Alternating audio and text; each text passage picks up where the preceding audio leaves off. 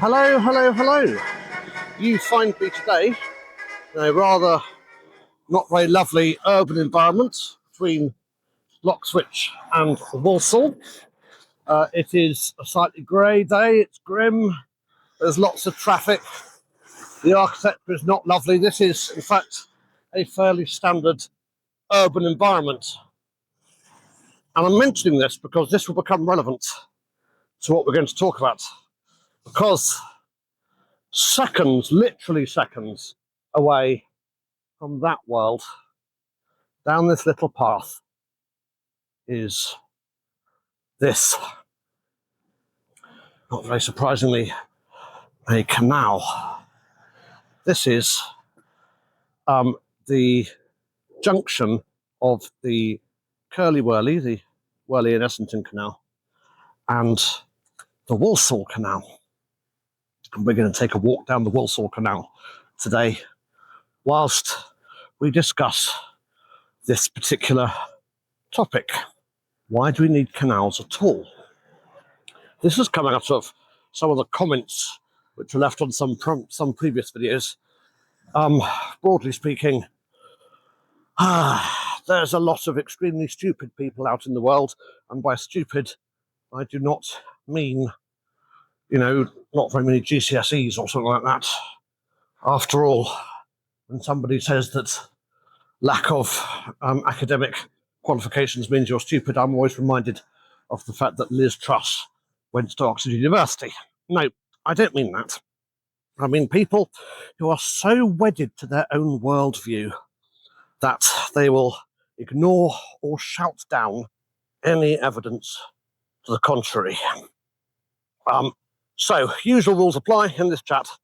If you're coming onto the comments just to shout abuse or to make evidence-free statements, so what I call evidence-free ranting, then I will absolutely delete your comments without a second thought.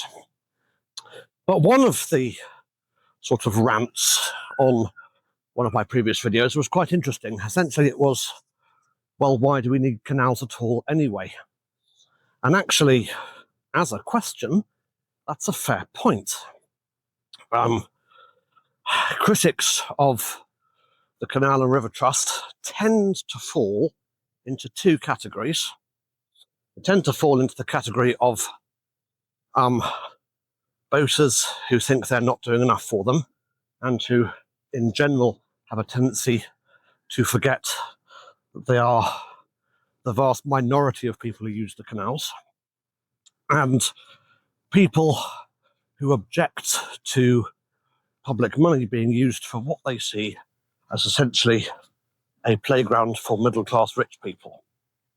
So let's address both things straight away. First, I'm just going to pause so I don't disturb these lovely fishermen. Right, so having given those good fishermen their privacy by not filming them as I walk past, let's think about boaters on the canal. So there are roughly 35,000 boats on the canal system today, which is roughly 4 times as many as there were at the peak of its commercial operations. And yes, it is true that if you go online and have a look at how much it costs to buy a brand new top-of-the-range canal boat, it would come back at probably somewhere around the £250,000 mark. But it is not true to say that therefore all these canal boat owners are essentially, rich people with toys. Firstly, whilst the most expensive canal boats you buy could be £250,000, it's also worth saying that the vast majority of them are not worth that. You can pick up a serious project for around about £10,000. You could pick up a reasonable boat for starting at £25,000 if you know exactly where to look. My boat, for instance, my 60-foot liverboard, which is perfectly serviceable, was I think £42,000. So, we are in, well, maybe not touring caravan territory, but certainly in static caravan territory. This is normal people choosing to spend most of their leisure time doing one thing, in much the same way as some people have a static caravan on the south coast and choose to spend their leisure time doing that, and why not? The other thing that's worth saying is that around about 1,000 of those 35,000 canal boats are hire boats, and in fact they account for the majority of traffic on the canal. Those 1,000 boats, because they work very, very hard throughout the summer months, and that's a really good reason for funding the canals, amongst anything else, is that you're providing people with an affordable holiday, which, you know, is far below the cost of going to Butlins or Centre Parks, and has its own activity built into it, and is far less environmentally damaging than flying to Malacca or wherever.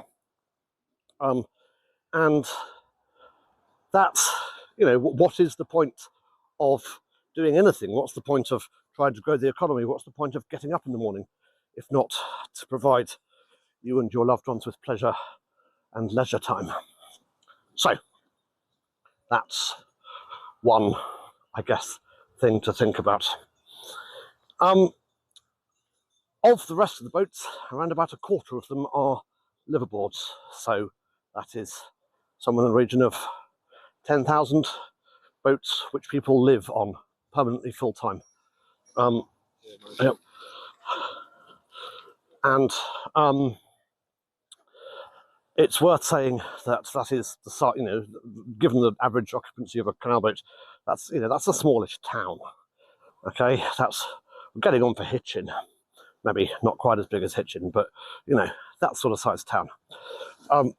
And that's a lot of houses that would have to be found otherwise, and are, you know, being lived in at an extremely reasonable cost. So no, canal boaters are not all highly rich middle-class people with toys.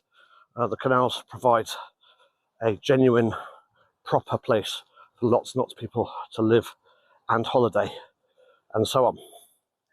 But I guess the reasonable comeback to that would be something along the lines of, well, fine, but why is it being subsidised with government money? After all, the government does not subsidise private renting, and it does not subsidise Butlins. And yes, I suppose so. But the canals are rather more than that, aren't they? So let's think about the majority of the usage of the canal. And while we do that, I'm going to shelter under this tree because it is starting to rain. Ooh, isn't that marvellous? The canal's starting to fill up again. Anyway, right. The canals have got enormous, enormous benefits, like ridiculous benefits, for the health of the nation. This isn't just me saying this. Independent research has time and time again found that the health benefits, both physical and mental, to people who walk along the canal, who fish the canal, who just, you know, enjoy the canal, is worth genuinely many billions a year in mental health services that don't have to be used. And we are in the middle of a mental health crisis. And I don't care how much you want to say, when I was a boy, blah, blah, blah, blah, blah, no mental health crisis, blah, blah, snowflake, blah, blah, blah, blah. Get lost, it's real. And whether or not you whinge about it does not make any difference. People walk along the canal all the time. People fish on the canal. We just passed them. I didn't film them. But, you know, they were ordinary, normal people, not terribly rich people, not, you know, anything, just people, just normal people. And that provides the most astonishing benefit to the country, to the community. And if you go and read the reports, there's some really quite good research essentially saying that every pound spent on the UK canal system essentially saves the UK between £2 and £3 in health services. I mean, not that they shouldn't, but you know, Sport England spend an enormous amount on grassroots sports, of course, you know, as they should. Very good idea. To get people active. And one thing you could do to get people active is simply to encourage them to walk along the canal. I mean, it's amazing. The other thing to say is that I've come to this place semi-deliberately. We started that grotty, horrible roundabout. I'm going to head back under the tree because I'm getting wet. But we started at that, well, I don't care about getting wet, but my phone is getting wet. We started at that grotty, horrible roundabout. This is halfway between Bloxwich and Walsall. And, you know, no offence to the good people of Bloxwich and Walsall, but neither of those are famous for being beautiful places.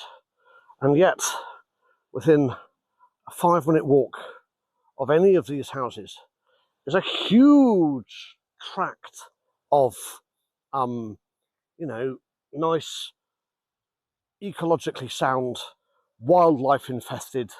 There's some geese just there. You know, pleasurable, pollution free. I mean, we're so close to you know, town centres here, and I can't hear cars at all. It is an idyll, frankly, even in the rain. So, yeah, good mental health and good physical health is a huge reason to fund the canals.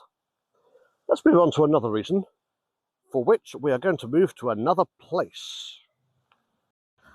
Okay, so far, in terms of answering the question, why do we bother paying for canals and keeping them up and running, we've been talking mostly about the benefits to individual people, whether they be people who live on the canal, people who own boats on the canal, people who hire boats for their holidays, people who go for a walk, go for a run, cycle along the canal, go fishing on the canal. And that's not to mention all the people who go kayaking, paddleboarding, canoeing, etc., etc. And whilst those are all, I think, justification enough to spend public money to have a canal system which keeps everybody able to, you know, be mindful and be physically active and to be calm, even in the middle of some, you know, not terribly salubrious areas. There's, I think, probably a much bigger reason, or at least as big. And to illustrate this, I'm going to cut in some footage shot by my drone around this area being Ryder's Green Locks. And they are not the most, you know, pretty locks on the system, and they basically go between industrial estates. But that's basically the point. The point is, and as I say, I hope the drone footage, which I'll put up around about now, will show it, is that there is a green corridor running between even the most urban of settings. And that is tremendously valuable from the point of view of wildlife and the ecology. 3/4 of the UK's wet spaces for wildlife are canals. So that is to say, spaces where, inland spaces, that is to say, where, you know, ducks, geese, swans, herons, fish, foals, all sorts of wildlife can exist and can find food and can generally brighten the place up. And again, spending money on canals is fantastically effective in that respect. The Canal and River Trust removes really quite a lot of pennywort from the canals every year, and canal boats going past chop up a lot of weed which would otherwise grow over the canal. Pennywort is itself poisonous to ducks, and although they know that and don't eat it, it crowds out other plants which ducks can feed on. It cuts sunlight to the water where the fish live. So there is a huge ecological value in maintaining our canal system. Now, I guess if you're fully heartless. You might say, so what? And, you know, so long as there's some ducks, it doesn't matter. But it's rather more important than that, actually. I don't know if you've ever read Samuel Ude's rather terrifying novel, The Death of Grass. He also wrote under the pen name John Christopher. But it's a sort of dystopian novel where all that happens is a disease appears which kills all grasses, as in grass, corn, wheat, maize, etc. And okay, it's a sci-fi novel, but that is the only piece of sci that happens. And the results, you know, as you would expect, are terrifying. There's basically no food to feed anyone. In a slightly less dramatic way, it is worth noting that the canal system of the UK contains half of the country's hedgerows. Half of the country's hedgerows. So when you want to grow fruit or other crops, you need bees to pollinate. Where do the bees live? They live in the hedgerows. When you want birds to be eating inconvenient insects, where do they live? When you want the countryside to look like the countryside and not become a grey, featureless desert, you need wildlife. You need wildlife to live, and the single longest network of wildlife corridors is the UK canal system. And one of the reasons I was flying a drone is to show just how much, even in an area like Riders Green, the canal corridor provides an astonishing stretch of greenery and places for wildlife to live. Now, there's another reason why the canal system is good from an ecological point of view, and it's one which you may very well have cause quite soon to be thankful for. One of the things about a drought which we've been having is it dries up the ground until the ground is hard like concrete. And then when you get rain, particularly if you get a lot of rain all at once, it is entirely possible to have a situation where you are simultaneously in a drought and experiencing a flood, because the ground won't absorb the water and the water just runs straight off. Well, under those circumstances, areas that are anywhere near a canal have got every reason to be grateful.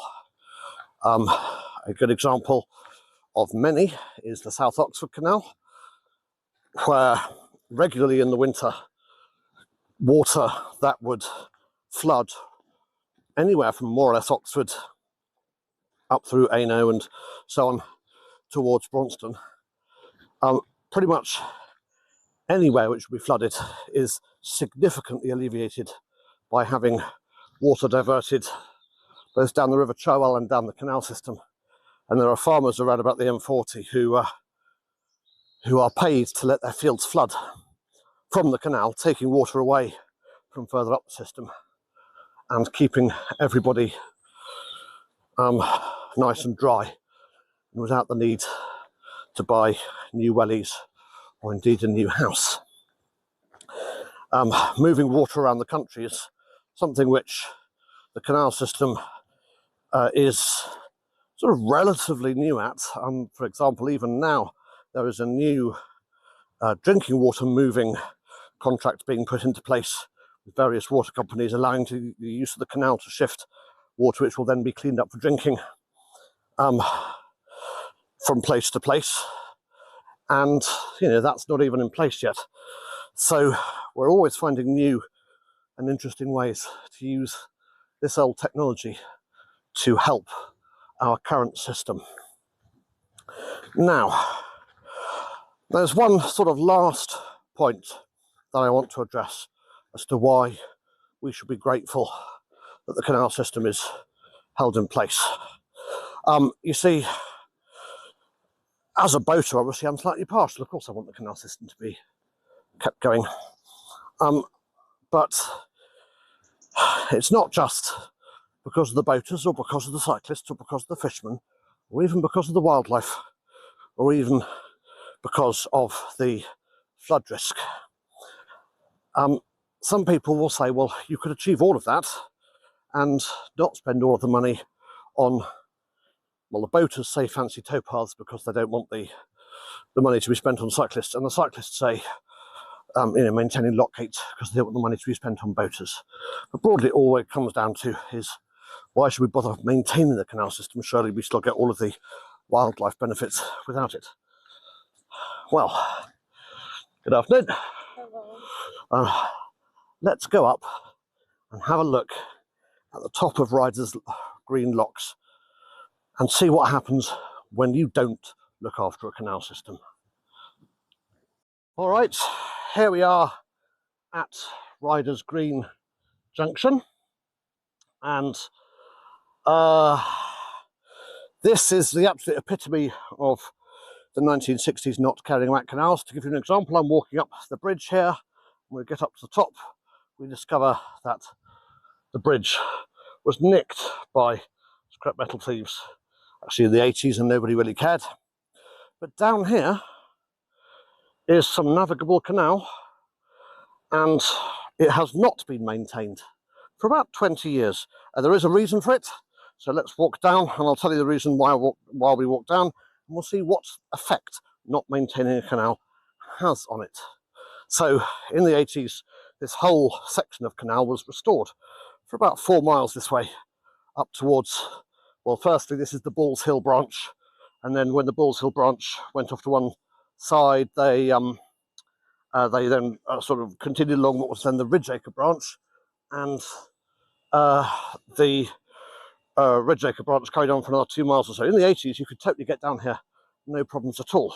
Now, at the moment, I don't know if you can see, but I'm having a few problems walking down what was once a towpath because no one really comes down here anymore. What I'm going to do is I'm going to shut up for a while and we will walk down to the bit that I want to show you, and then we will discuss what that means for the wildlife.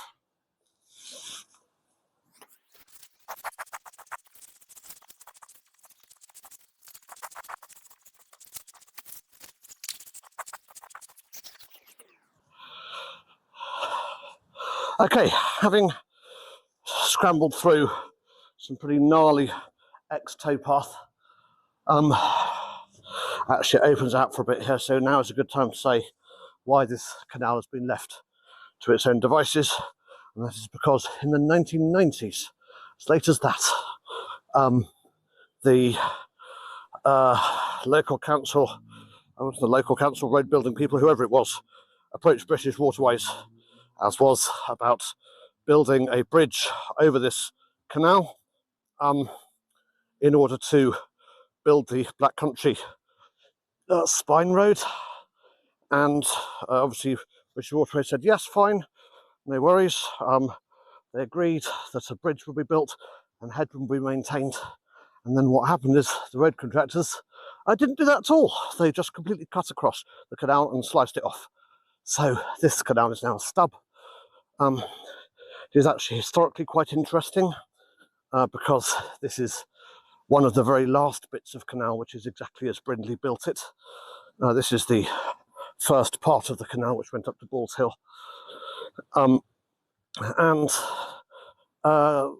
subsequent to that, although until the sort of early 2000s you could get a boat up here, the Canal River Trust discovered that firstly there was quite a lot of poisonous silt in there. This is an industrial canal, so that's not a big surprise.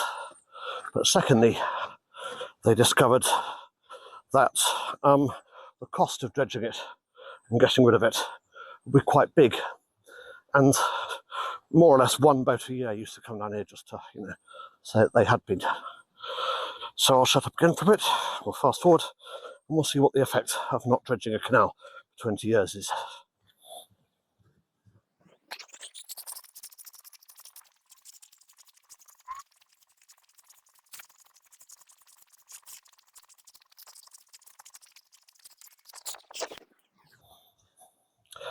Okay, the effect of not dredging a canal for 20 years is this. It has more or less returned to where it came from. Now, I suppose in some ways you could say that's good, but this is no habitat for ducks or fish or swans or geese or herons. This is mostly a really good habitat for rats. Now, I would say rats are creatures just like any others, and they have every right to survive. But if you've been following the news about Birmingham recently, you will note that there seems to be no problem with rats surviving at the moment. Certainly, this is a crying shame. This is a canal which has been lost in the last 20 years. It is very unlikely ever to be restored again because of that bloody great bridge which is in that direction. Sorry, failure to build the bridge which is in that direction. So I suppose it's time to wrap this up and conclude that there are myriad reasons why the canals are worth funding. It is not a playground for rich people. It's the lungs of many places, of many cities. It is a help to people's mental health and well-being. It is a source of leisure and pleasure. It is a source of tremendously good wildlife. And if we do not use them, we will lose them. And by the way, do you know how much all this costs you? It costs every person in the UK around and about £1 a year, £1 per year, to keep this astonishing piece of heritage going. Personally, I think it's worth it. I don't think there's anything else we could buy for that money which would have such a tremendous impact on the quality of life of everybody in the country. And I think if governments continue this madness of defunding and defunding and defunding until the whole canal system looks like that, well, then we will have irretrievably lost something very, very precious to us, and that will be a tremendous sadness. Sorry to end on such a downbeat note. On the other hand, these videos do an awful lot better than all the ones of me happily trogging along the canal in my boat. So, you know, hurrah. If you like these videos, please do like and subscribe. I am going to try and mix sort of what you might call the more campaigning videos in with the more basic canal vlogging videos so that nobody is left out. And I look forward to seeing you in the comments of those and many future videos. Have a lovely, lovely day. Goodbye.